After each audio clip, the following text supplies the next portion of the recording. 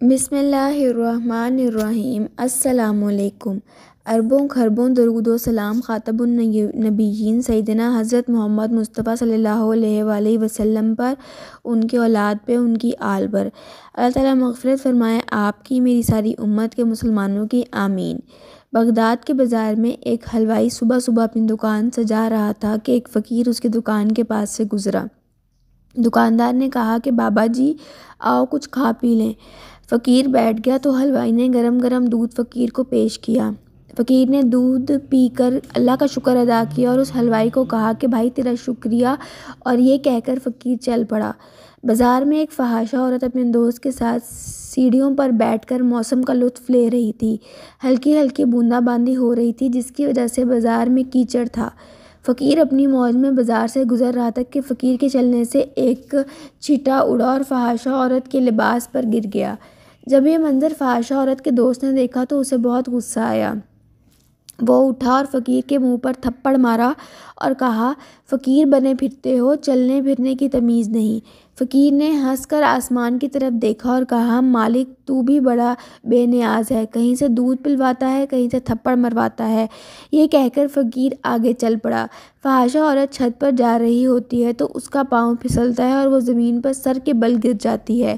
اس کو ایسی شدید چوٹ لگتی ہے کہ موقع پر ہی وہ فوت ہو جاتی ہے۔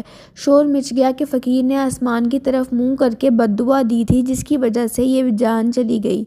فقیر ابھی بازار کے دوسرے کنارے تک ہی پہنچ پایا تھا کہ اس فحاشہ عورت کے دوست نے فقیر کو پکڑ لیا اور کہا کہ بڑے فقیر بنے پھرتے ہو، حوصلہ بھی نہیں رکھتے ہو۔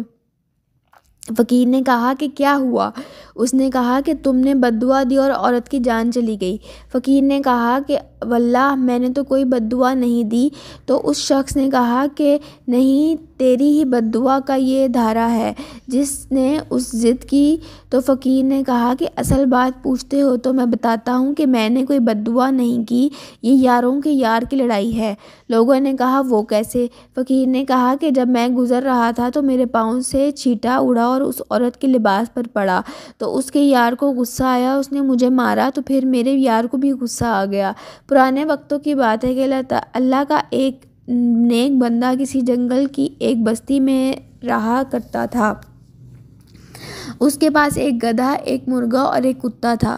مرغا اسے صبح نماز کے لیے جگاتا، گدھے پر وہ پانی اور دیگر ضروریات زندگی کی چیزیں لاد کر لاتا اور کتا اس کے گھر کی اور ساز و سامان کی رکھوالی کرتا۔ ایک دن مرغے کو لومڑی کھا گئی تو اس نیک شخص کے گھر والے اس نقصان پر بے حد پریشان ہوئے۔ اس نیک شخص نے صبر کیا اور کہا، اللہ پاک جو کرتا ہے وہ بہتر کرتا ہے۔ پھر چند دن بعد بڑھئے نے گدھے کو چیر پھاڑ ڈالا۔ اہل خانہ غمگین ہوئے، لیکن اس آدمی نے پھر یہی کہا کہ اللہ پاک جو کرتا ہے بہتر کرتا ہے۔ پھر کچھ عرصے بعد کتا بیمار ہوا اور وہ مر گیا۔ اس پر بھی اس نے یہی الفاظ دہرائے کہ اللہ پاک جو کرتا ہے بہتر کرتا ہے۔ کچھ روز بعد ڈاکو نے جنگل کی اس بستی پر راتوں رات حملہ کر دیا۔ وہ ڈاکو بستی میں موجود جانوروں کی آوازیں سن سن کر گھروں کا پتہ لگاتے اور مال و اسباب لوٹ کر سب گھر والوں کو قیدی بنا کر ساتھ لے گئے۔ اب اس نیک شخص کے گھر میں کوئی جانور ہی نہیں تھا جو بولتا، لہٰذا ڈاکوؤں کو اندھیرے میں اس نیک شخص کے مکان کا پتہ ہی نہ چل سکا اور وہ اسی طرح واپس ہو گئے۔